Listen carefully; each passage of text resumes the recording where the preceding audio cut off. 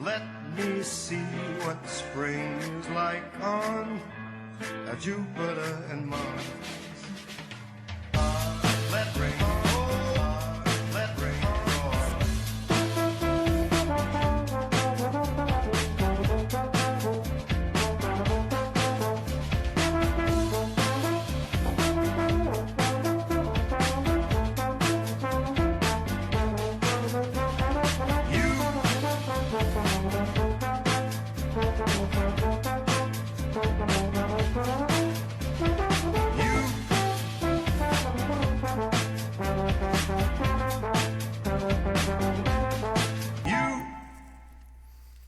Good morning, everyone. Welcome to Laurel Park today at the races. I'm Naomi Tucker, joined by Keith Fusel. What a wonderful day of stakes action ahead of us. Keith, how are you? I'm doing well, Beautiful day on tap, some very good horse racing. Like I say, Trish Bowman, our new stakes coordinator, did a very good job putting together these races, as did the rest of the racing office. We've got some good competitive fields, and we've got some very talented runners in store today, so I'm looking forward to it. Me too. Let's quickly look back at yesterday, though, because we had a Stronach 5 sequence that proved too difficult to solve. A huge carryover of $97,891, and don't forget the 79 cents. So plenty to look forward to come Friday next week. But of course, today, as we mentioned, plenty of action and also a new game to play. Beat the Expert. You're going to take me on today. If you pick more winners than me, you get put into a draw for a couple of nice prizes. Do play along with us. Next week we'll have Beat the Expert again. Do get your picks in the night before. But yeah, this is a new game here. I say bring it on. Of course, we have the Pick 6 starting today again. So we have a nice little carryover, $3,391. Now, Keith, I am rolling through this because I just can't wait to get to today's action. Let's have a look at the track conditions, because currently the track is coined as good. There is a little bit of moisture in the ground. I think that sets up nicely for some fillies. I'm thinking Artful Splatter in the Geischen race 3 that might like it that way. Yeah. I mean, will there be enough in there? Good right now. It's bordering right between good and fast as I walked in. So, we'll keep you abreast of the situation. But right now, I guess they are going to start out as good. So, Michael Tyler down there in Mutuals or in Tote, I talked to you and maybe give you some misinformation. But yeah, we're going to start it good. All right. So that's what we got. And but I tell you what, it's really close to fast. We had some rain in the area last night, but it looks like all in all, I think it's going to be fast for most of this day. It feels like it will be drying out, and we might get an upgrade soon. So we will indeed make sure to keep everyone up to date on the current going, as we'll kick things off here with race number 1, which is also the start of the early pick 5, 12% takeout, $50 minimum. I created a ticket for today. Tried to find a single, and I did. I'm not 100% sure it's the best one I could find. I think Hello Beautiful in race 6 might have been better, but that's not part of the sequence. So we start things off here in race 1, where I used the 3, the 4, and the 6. I know that the 3 is your top selection, Keith, but the 6 is mine. Galilean Moon on the outside. JD Acosta stays aboard. She got that beautiful closing speed. She will drop back again, but there will be a bit of speed for her to run into.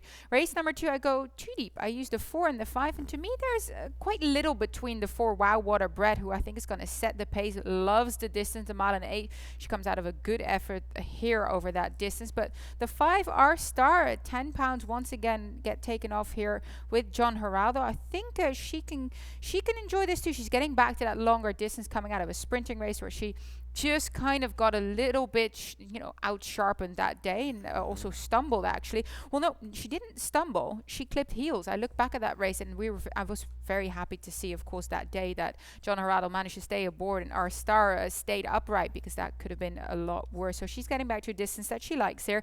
And in race 3, I used the 2 and the 6. The 2, Gale, coming in here for Jonathan Thomas, is based out up in New York, and she ran very well 2 starts back. Now in the Comey last time out, she didn't have the best of races, but is kind of that invader here that we don't know how good she is yet. Of course, taking on the number 6 Coconut Cake, who I like as well, and I think she's going to get a perfect stalking position here. Race 4, the Fireplug.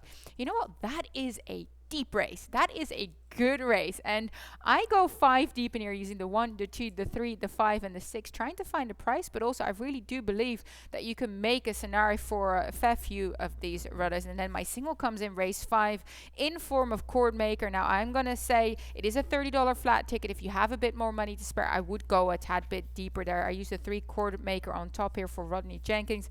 Comes in here in really decent form, just an out and out consistent horse that's probably going to turn up again here.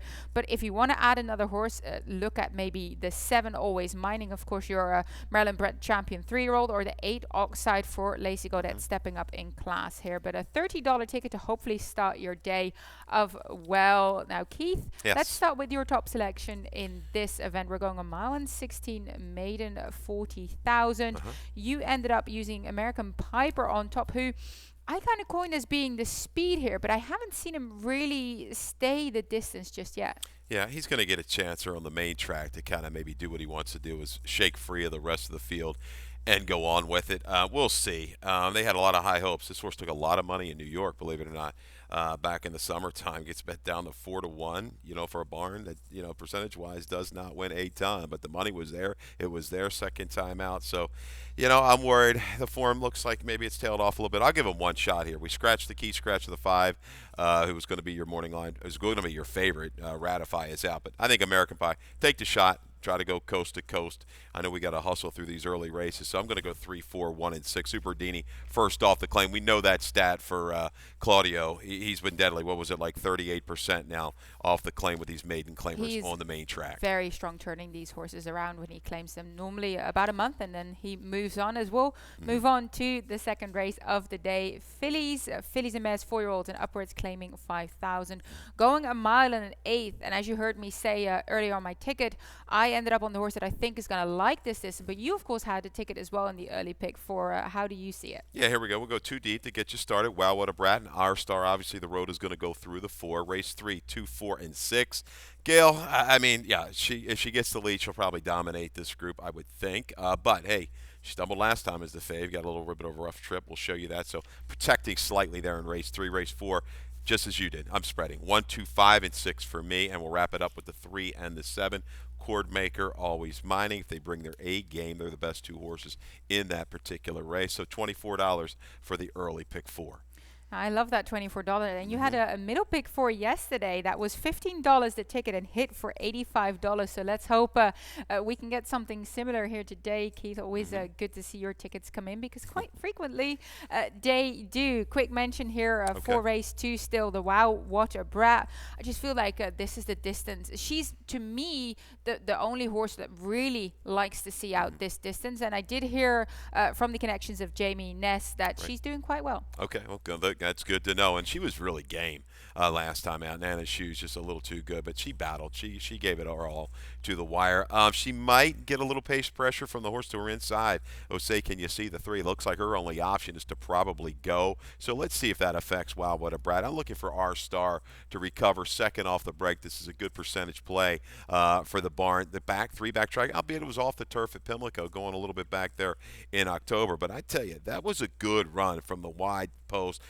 From the wide move from the far turn to the wire. I think our star can set a good stalking trip and bring enough finish. I like the way she recovered. I know she's beaten 7 1/4. She recovered from that trouble you talked about. Put in tight clip heels. She kept trying to the wire. I like the percentage play. That's my upsets little shot there in race number 2, 5, 4, 6. In 8. Yeah, I like the 5 R-Star a fair bit as well. Just getting back to that distance that she's shown that she can handle. And as you mentioned, recovered well from a bit of an unfortunate situation last time out. So easily put a line through that. I think she can be very dangerous here today in race 2. Well, that's it then. Let's kick off the stakes action. Yes, let's Keith, go. Race 3, the Geisha stakes for fillies and mares 4 years old and upwards, and Maryland bred or Maryland sired, going the flat mile. Both of us landed on the same horse, the number 2 Gale. We also have a video of when she was here at Laurel Park, and that was a very decent effort. Oh, this is interesting. This was a filly, first time out back in July. Showed absolutely no speed early on the turf. Closed with a vengeance to just get beat. And then all of a sudden, hey, here comes the speed. And we talked about it. Bottom side, this horse was probably going to show some speed eventually. Dominated this field, this off the turf race back in November. Under a little bit of coaxing there.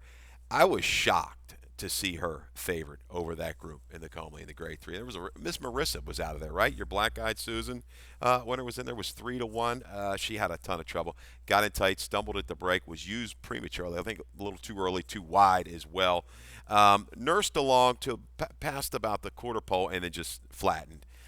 You talked about the off-track. Artful Splatter, I think, is going to need a lot more moisture than what she's going to get today. Gale, if she breaks cleanly, should be able to dictate this group. But take nothing away from Coconut Cake, the form that she's brought to the table. And a horse like the 4, Kiss the Girl, who's proven at a route of ground, a good number at a route of ground. They look like the two main competitors here, I believe, for the 2, Gale. Yeah, I think Gale seems to me like the filly to beat in this spot. No Of course, doubt. Jonathan Thomas, very strong when he brings horses over to Laurel.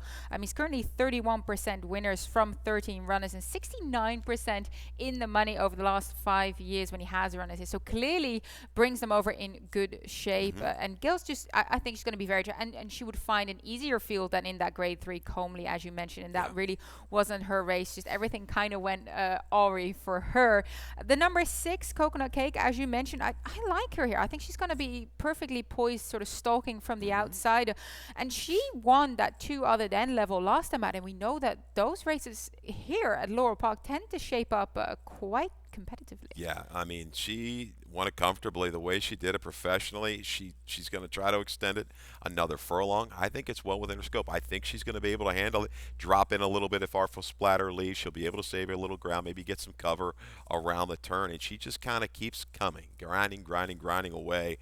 Really honest here, filly, for Tim Keefe and company. So, yeah, I think she's a definite threat. Kiss the Girl, a little bit of a flattened last time out, but she moves out to a route of ground. She's okay there. But 2 and the 6, top selections here. And Gale, if she's able to clear early and dictate, she's probably going to be gone, I would think. Yeah, I think so too. I do know that I think Tim just gave the nod to Coconut Cake in that position, but very, very close to. My slight nod goes to Gale as well, the New York Invader here, but definitely close between those two. Let's move on to race number 4, the Fireplug Stakes. To me, this is shaping up to be nearly the race of the day when it comes to trying to see who's going to end up on top. 6 furlongs. Let's kick things off with a video replay of 2 runners here. The number 2, Lakai, the number 6, Lepta, both coming out of that Dave's Friend. And also into the mix was Penguin Power, the 7-horse that particular day, battling to the outside. Take nothing away from Penguin Power's effort. I mean, dueling through very fast fractions, got the lead, couldn't quite hold on. There you see Lakai down to the back, in a little bit tight, and the 4 led to that afternoon. Also gets put in a little bit tight. Lakai just didn't bring, I mean, even after the trouble, didn't bring what I thought he would bring to the table, but trusting in Damon right back here in the position, he's got to be showing okay, right? I think Lakai right back is going to be troublesome. Lebda goes second time gelding. He was laying in perfect position. He was 26-1 that day. Looked like he was ready to pounce. Maybe second time gelding, he improves off of that to work. Very good coming into this. Plenty of speed. There is a slew of speed signed on for this race. Penguin Power, Karen's Notion, Arthur's Hope. They're all very, very fast. So I think the pace is going to be hot. It's going to be contested. Maybe Lebda is a price to go over the top of these rivals. But Share the Ride coming in. Share the Ride, the one thing, I mean, in great form. I didn't like he was scratched from the Dave's Friend. Hasn't been seen since November 29th.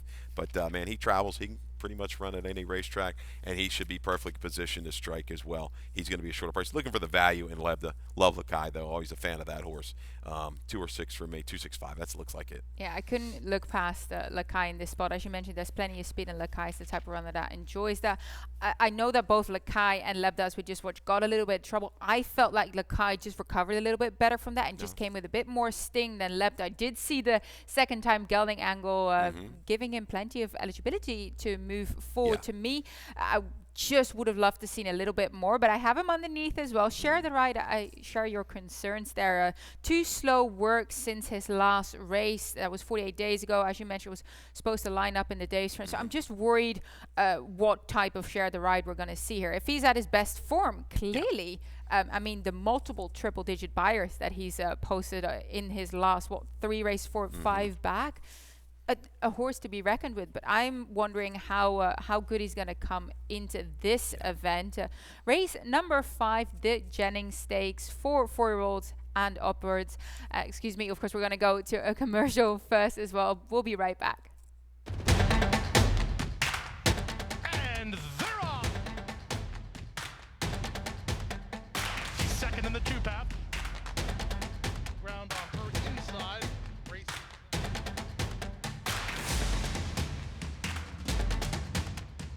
A quarter of a mile to go, and he's 6 on top. It's last of the 12 as they roll into the backstretch. Welcome back to Today at the Races at Laurel Park. We're on race 5, which is the start of the late pick 5. We have a $3,252 carryover, 12% industry load takeout. Fun sequence, good sequence today with all the stakes action. So certainly I feel a good play to make today. Of course, race 5 is the Jennings Stakes for the Maryland bred or Maryland sired, going 1 flat mile. And Keith, you and me both landed on the number 3 Cordmaker, of who we also have a video replay of his last efforts, where he was under a strong hold by Xavier the entire way before moving up kind of 3 right. You can see him here still being held before kind of making that move. Yeah, this is in the Richard Small Stakes, and this is the race where Harper's First Ride got the best of it. I mean, he was able to settle, move out to the clear, where Cordmaker was just kind of caught in, stymied behind rivals, pretty much from the 3/8 to the quarter pole. Once he gets out, he's just not going to beat Harper's First Ride when Harper's First Ride gets that full head of steam and opens up 2 or 3, maybe even 4 lengths on him past the 8th pole. But he was very willing to the wire last time out. Again, tried to go after Harper's First Ride. Couldn't quite finish with him at 1 1/8 miles. He backs up to the mile at distance. He really thrives at. So it's almost like you feel like he's owed this race, right? He's done all the dirty work. This is his chance to shine in the Jennings. I'm rooting for him, pulling for him. He's been a cool horse, but he's gonna have to earn it. There's no doubt, because he goes off form just a little bit. There's some other horses here lurking, and Always Mining is interesting. He's a very, very talented horse. You talked about him being the 3-0 champ, but he brings that turn of foot at this mile race where mid-turn he can maybe separate from some of these horses. So if he's on his game and the works are indicating, yeah, he looks good, then he could be troublesome turning for home if he gets that lead. You see some of the works. His trainer, not familiar with. I think he's only had a couple starters. So I don't know if you know the backstory or not, but I don't. So we'll see. We'll see what he can do. And I tell you, Oxide's a price user. I think Air Token, the form that he brings, and the positional speed that he's going to bring in some finish, makes him a factor in the Jennings. Jennings is a pretty, I'd say, very competitive group. There's not a lot splitting these horses. Cordmaker on his best, and Always Mining, they're the class of this field. They got to bring it. I mean, there are no slam dunks. Yeah, I agree with you there. I feel like Always Mining just went a touch bit out of form, but has seemingly started to come back into it. If looking at those works, Austin Trice will be, one of his first handful starters. Okay. I do believe he's now privately training for the Bentley couple, who's, of course, Runnymore Racing, LLC. He was up in New York as an assistant before. So certainly interesting to see how Always Mining will come back. As you mentioned, the Maryland-bred champion 3-year-old male of 2019 certainly has the class. Might just need to get back to it once again. I like Cordmaker, and as you mentioned, he's just been running against Harper's First Ride for the majority of the year, running well, but keep finding that very, very good horse against him. Of course, Harper's First Ride not here, lining up in the Pegasus World Cup next Saturday. So that's obviously go Maryland bred and Claudio Gonzalez and Angel Cruz taking it, right? So definitely will be rooting for them. Perhaps we could look for a tiny bit of an upset towards the outside. The number 8 Oxide, we have a video of his last effort. This is a gelding stepping up in class here, going against the big boys, but coming off a 2-win streak. He is. He's made a very good transformation here for Lacey off the claim and off being gelded. Okay, so he goes, I believe, third time gelding, so he's perfect as a gelding, and he's just got that perfect style, this one-turn running style. He's tactical. He's got some grit to him. He just, watch this race, just ever so determined to wear down the leader, and does. He's got to take maybe one more step up, but I think it's well within the possibilities here for Oxide with a hot rider and Alexander Crispin. Now, you're not getting the bug, but hey, Oxide, he's definitely on the improve. I got the chance to catch up with trainer Lacey Godet on how Oxide is doing coming into this. It's not an easy race, but he is improving every day. He's coming out of each race a little better and better. So I know it's a big step up, but other races don't really come up, and the distances aren't really aren't lining up as well as this race. And we, two things we want to see: can he run against Maryland breds in stake races, and can he go the mile? So it's a couple things to ask of him, but yeah, he's doing really well, so it's worth the try.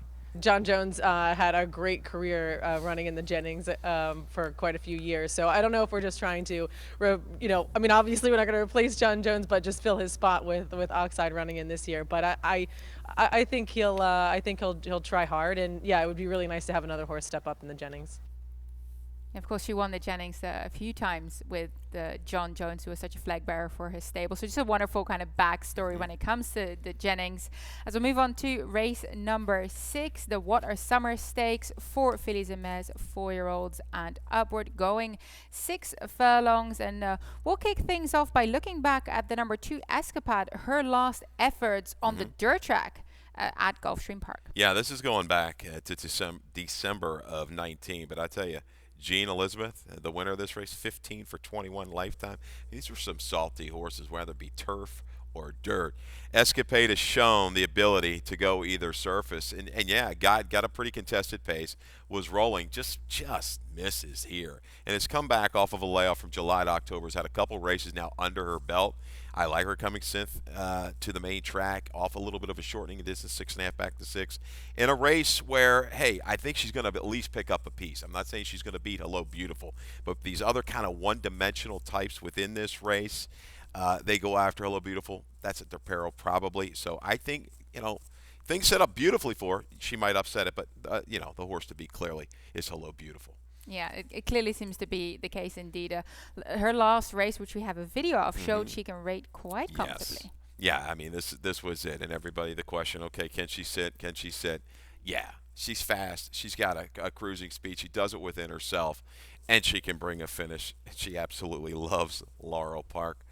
6 for 6, not too bad, right? And this particular day, just tracking the pace. They're going pretty quick too, 22 and 3, 45 flat, and look at Sheldon. He's just kind of measuring the speed and saying, all right, this is like a morning workout right now. We're just going to decide when we want to let her go, and good luck to the rest of us behind, because I know I got plenty of filly right here, and look at this. Just on Angel pretty fast as well on her inside, so she had something to run at and to kind of eyeball, but very, very good. Yeah, and for her, just the way she responds, and she's got that burst where she can take away in just a few strides. You saw the stride lengthen, and she just dominated from there. Yeah, if Malibu Mischief, Tarawa, Kozumeji, they want to go ahead, go, that's fine.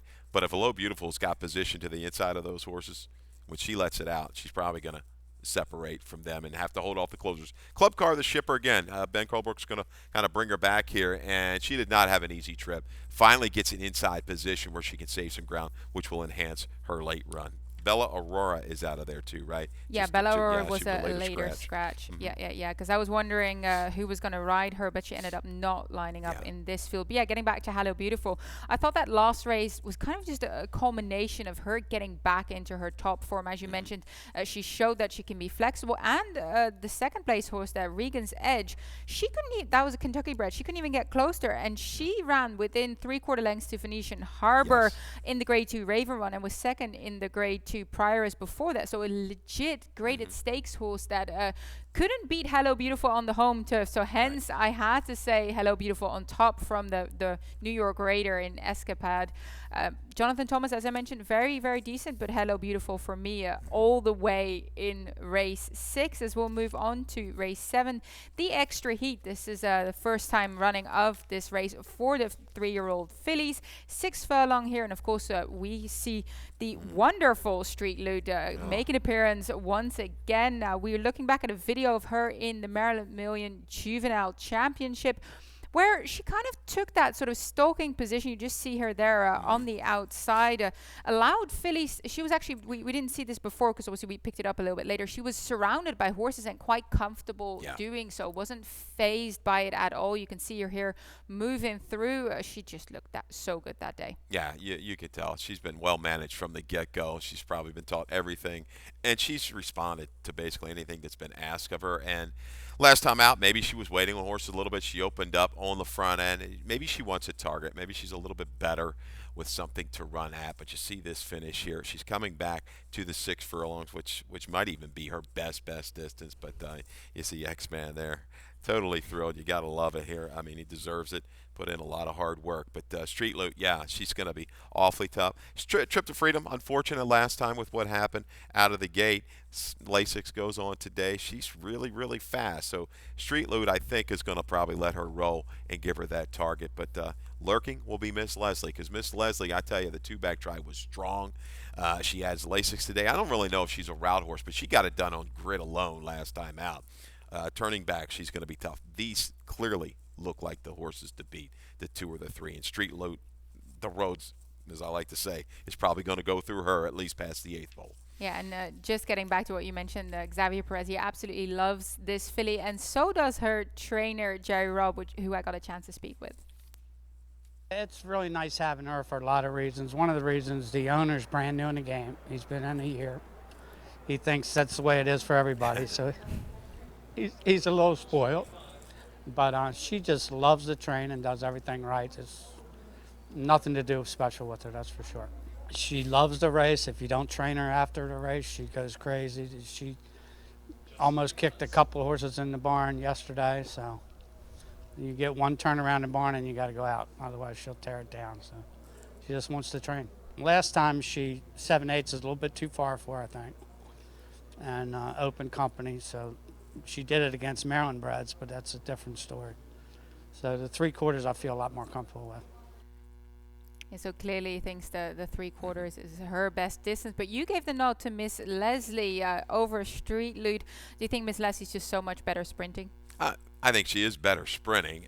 You've got the first Lasix factor, and just looking for just a touch more price, to be honest with you. I know Street Loot's the horse to beat, but that two-back try was strong. And if Trip to Freedom brings a little bit more, stamina here than she's shown of late, and can maybe make Street Loot work for it a little harder, maybe from 3/8 to the upper stretch, Miss Leslie might benefit from that. But 6 furlong Street Loot's going to be awfully tough.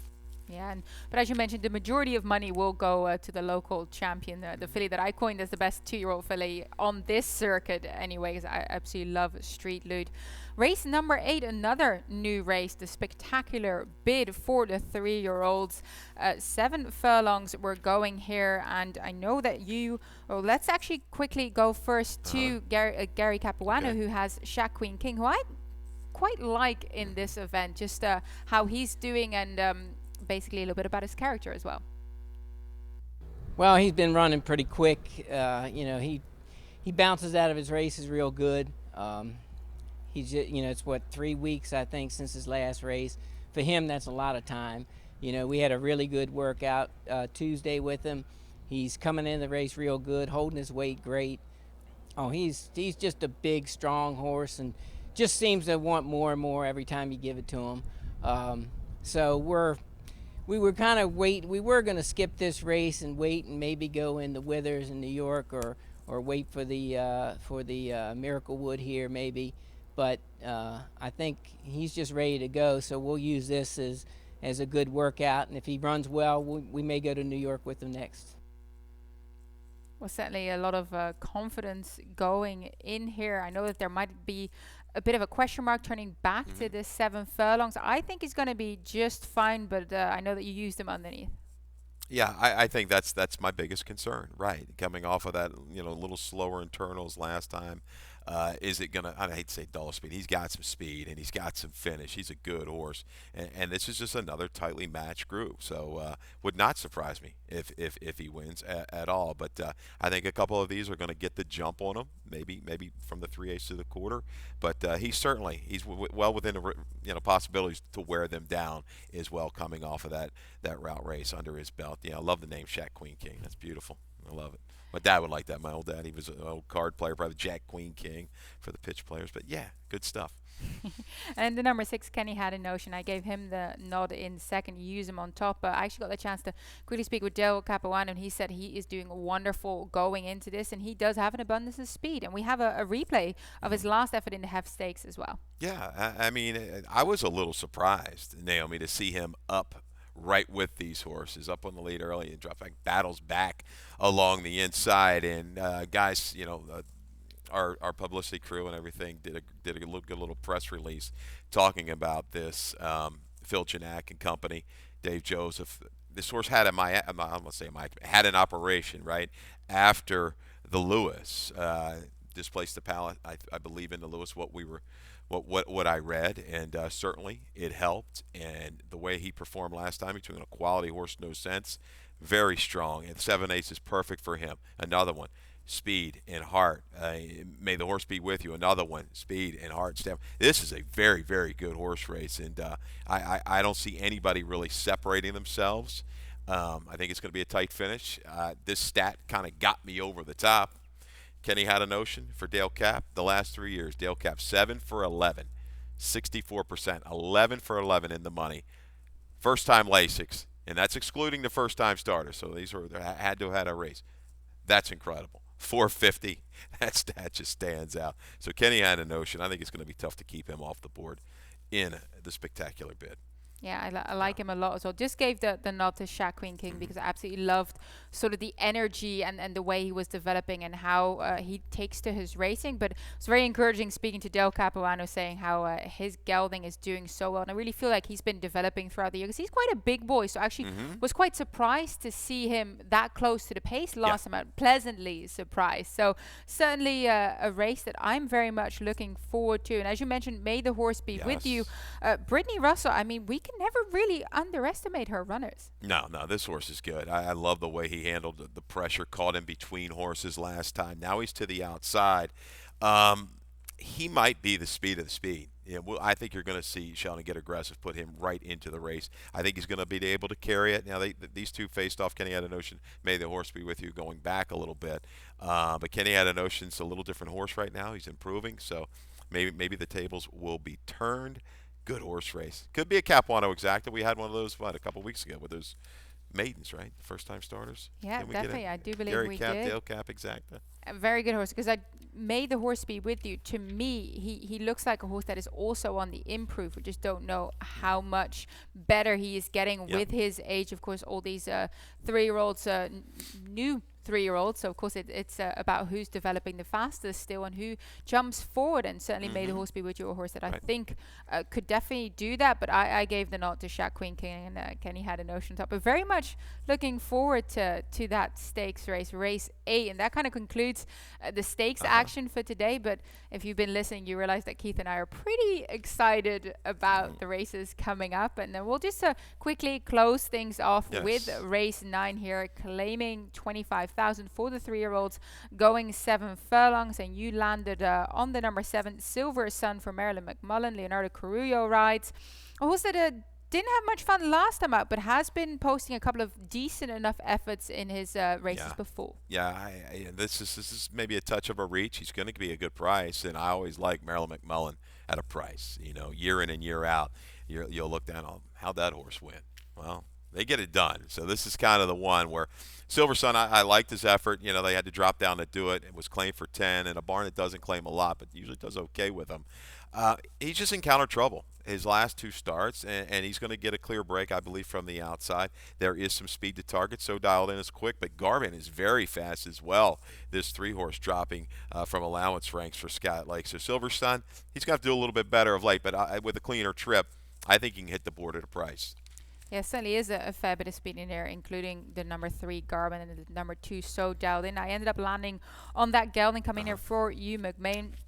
Just been so ultra consistent, especially at this level. Love to see a horse that you just kind of know what you're going to get. He's going to try and make the lead. of course, might be tricky because there is a bit of pace pressure, but still hoping that he continues in the manner that he has. Yeah, Lasic's back on. He's a horse that's shown the ability to sit kind of just off of it and make a move as well. Because I think Garben, all things being equal, is a little bit faster out of the gate. We'll see. They got to come, get good breaks. But so dialed in, you don't see that too often. 150,000 maiden claimer down on the maiden claim in 16. They were all lining up, I guess, for so dialed in last time. But yeah, did what he was supposed to do against that field. But comes back. I think he's going to have to work a little bit more this afternoon. Yeah, well, we do know that those 150,000 maiden claimers are kind of, very good races to protect the condition. So certainly, I wonder how many horses actually get claimed out of that. That will be very interesting to have a look at. But yes, I know I wouldn't be claiming one out of there. I couldn't claim one out of a 1,500 hour claimer.